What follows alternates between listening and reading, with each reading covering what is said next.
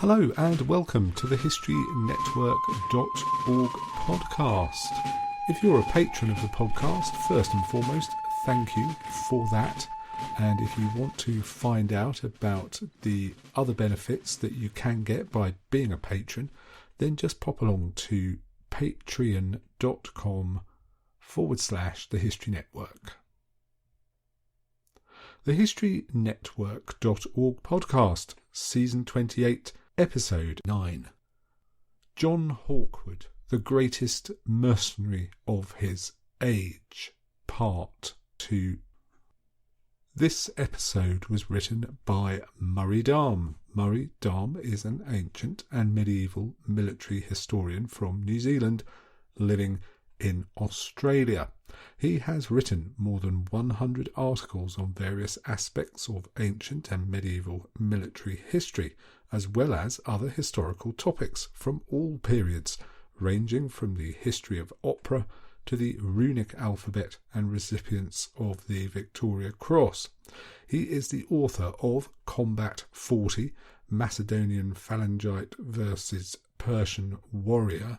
Alexander confronts the Achaemenids 334 to 331 BC from Osprey Publishing. He is a regular on the Ancient Warfare podcast. By 1365, the English mercenary John Hawkwood had an army of 7,000 horses with 43 corporals under him serving cities in Italy. With this army his reputation grew and grew. With his new force, Hawkwood turned his attention on Florence. The Florentines, as one of the richest cities in Italy, responded by paying off Hawkwood to avoid Florentine territory. This was a pattern of mercenary activity. A company would arrive in an area and extort bribes to leave that territory alone.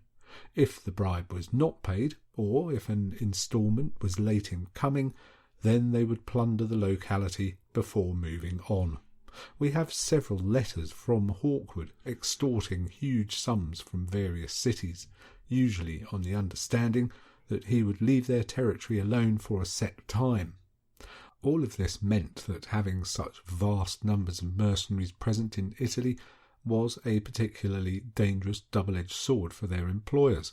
They were necessary for defence and offence, but might cause more damage to their employers. The Company of St. George then moved against Siena and plundered its territory for several months.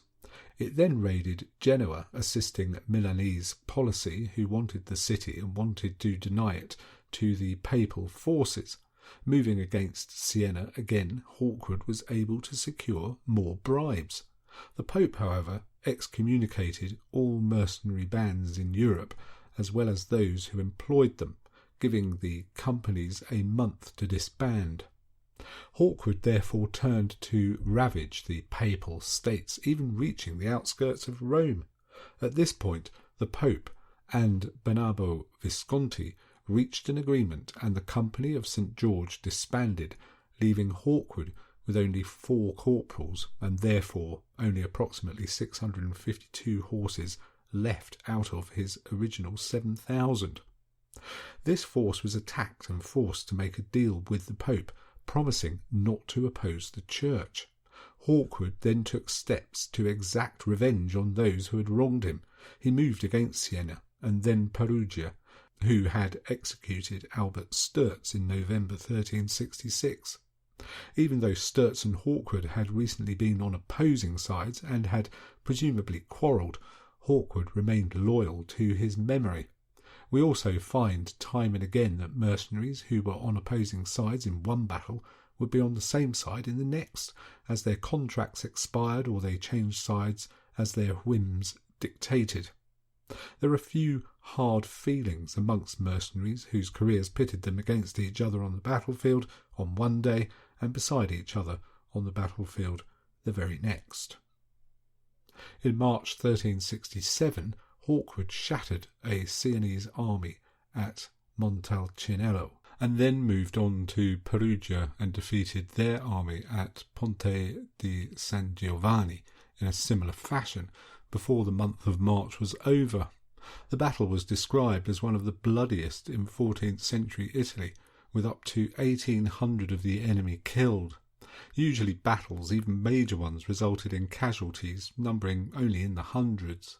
These numbers may strike us as relatively small, but it serves as a reminder that many of these Italian states were small themselves, and the expense of war meant that fielding large numbers was beyond most states. Ransom for prisoners was the usual way to generate yet more wealth for mercenary armies and their employers. The sum required by Perugia to ransom her men was so great that it had to borrow the money from Florence and Venice. Pope Urban V returned to Italy from Avignon in May 1367. He immediately made war on his traditional enemies, the Visconti family of Milan.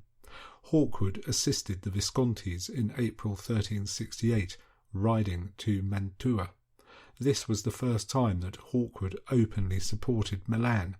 Wider reasons were at play as well. The Pope had quarrelled with Edward III, and the English king in turn had allied himself with Bernardo Visconti. This all came to a head in May when the Pope gathered his forces near Ferrara and was joined by the Holy Roman Emperor Charles IV. Opposing them were the forces of Hawkwood and Bernardo Visconti, who were besieging Mantua. The papal imperial army were, however, mostly cavalry and not able to dislodge the besieging army. Hawkwood met the Florentine army in late November 1369 at Cascina, the site of his defeat in 1364, but this time he triumphed. Hawkwood dismounted his cavalry and retreated in the face of the enemy, laying ambushes as he did so. The Florentines pursued on horseback and floundered in the muddy banks of the Arno River. In 1372 he won at Ribera with a small cavalry force, outflanking and surrounding his enemy. Hawkwood then encircled the entire Florentine army, capturing all its commanders. Sources, as we generally rely on chroniclers from each of the cities involved, offer different versions of the battle and apportion blame and credit differently.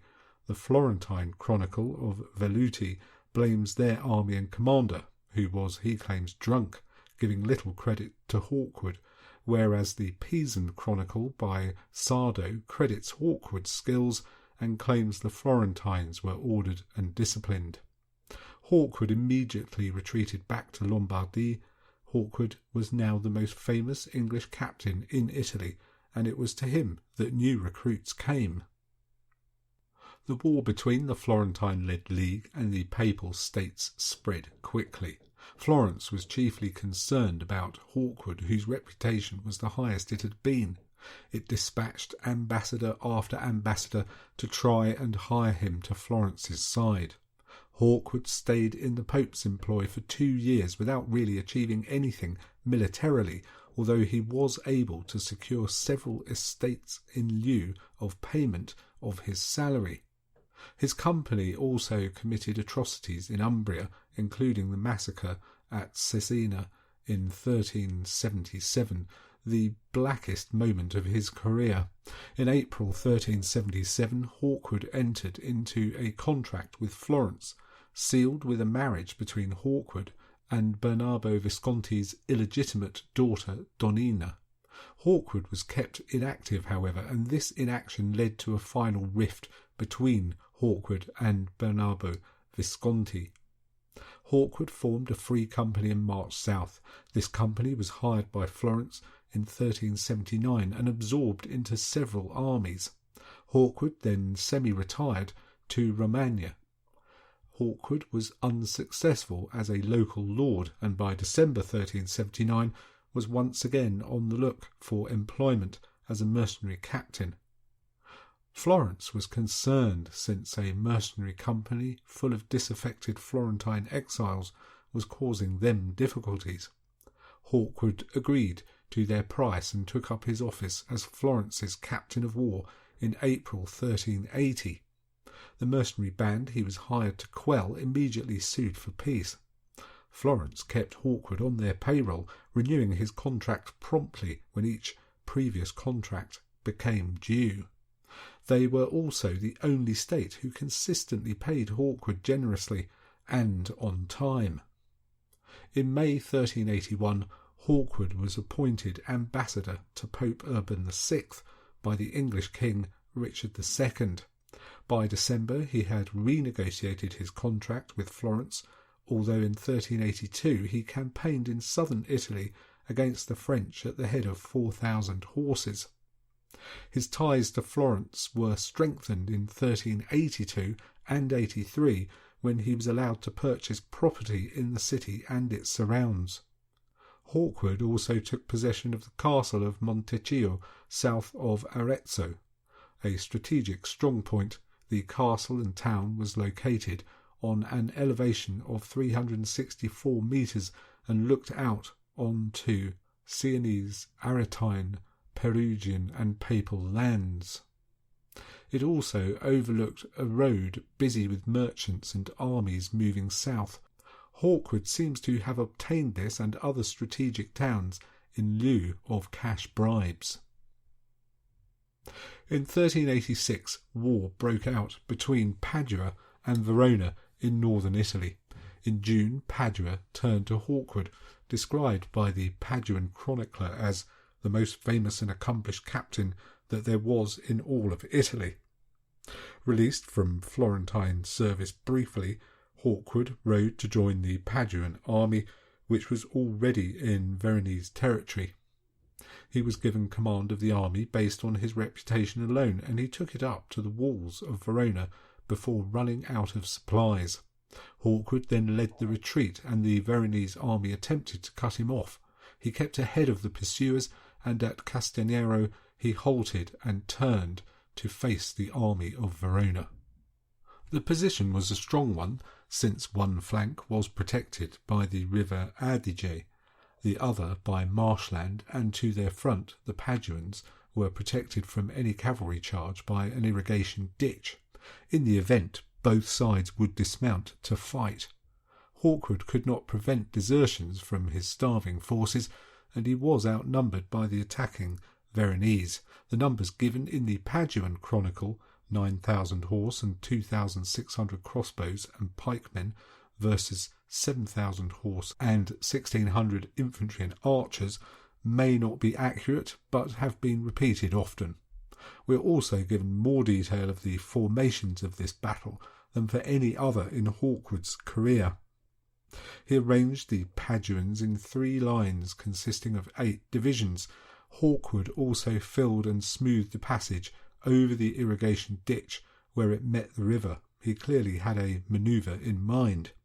The Veronese came on in 6 divisions and included 3 gun carts which were drawn by 4 horses each and contained 144 guns mounted on them, in the event these ahead-of-their-time contraptions would not come into play. The Paduans began attacking the Veronese lines late in the day, either with light infantry feints or longbows. The chronicles differ. These, however, made the Veronese press forward, and the dismounted lances and infantry of both sides met over the irrigation ditch. Hawkwood removed himself from the main press of the battle and led his men on the right of the field, where they crossed the ditch in the place prepared earlier and fell on the exposed flank of the Veronese. This stratagem caused the disordering and collapse of the Veronese army. The command and many soldiers were captured. Estimates range from 2,000 to 4,600. The Paduans lost 716 men and the Veronese 846, according to the Paduan Chronicle. Another possible stratagem undertaken by Hawkwood was that he tossed his baton of command into the enemy ranks and then led his men on a charge to retrieve it.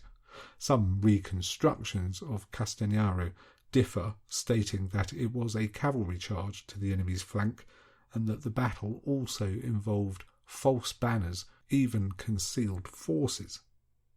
Castignano elevated Hawkwood's reputation to new heights throughout Italy as the battle and its outcome were reported widely.